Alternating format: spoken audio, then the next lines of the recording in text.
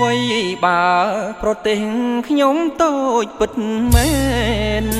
បើអ្នកណាហ៊ានបំពេញយុទ្ធមិត្តទីហ៊ានស៊ូបដូរសង្ខា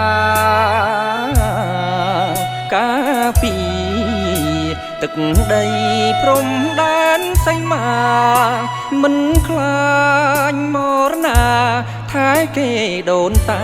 ឲ្យនៅថិតថេរកងពល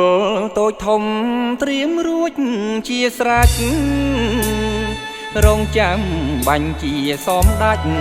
យើងនឹងខំតិចពុកចោដេរឆានវងវែងប្រវត្តិឲ្យខ្ចាត់ប្រត់ឋានផ្ដាំទៅសនដានថាខ្មែរក្លាហានមិនអាចមើលងាយជីវិតជូនជាតិធាតជូនពុកម៉ែស៊ូស្លាប់មិនប្រែខែសន្តិភាពកុំចាត់សត្រូវដែលចង់បៀនបៀតបើស្លាប់ព្រោះជាតិក៏មិនស្ដាយដែរទឹកចិត្តអង្អាចក្លាហានមួងមុតរងចាំបាញ់ជាប្រយុទ្ធមិនភ័យមិនស្លុតទួងក្តៅរងាជីវិត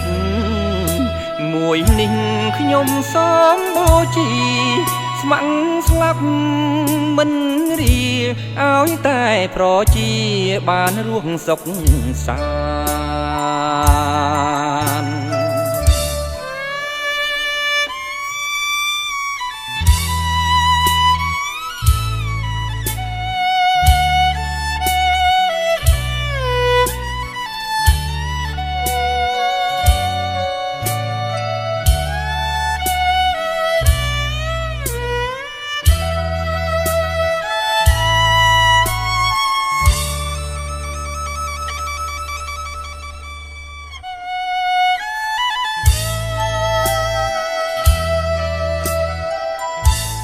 ជី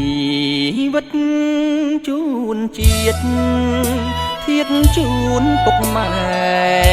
ស៊ូស្លាប់មិនប្រែខែសន្តិភាពកុំចាត់សត្រូវដែលចង់បៀនបៀតបើស្លាប់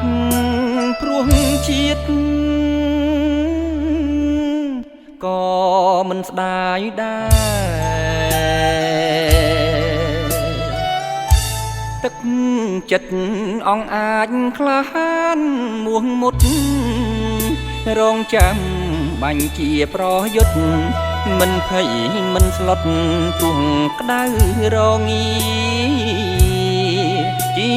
វិតមួយនេះខ្ញុំសូមបូជាស្ម័គ្រស្លាប់មិនរីឲ្យតែប្រជាបានរស់សុខសា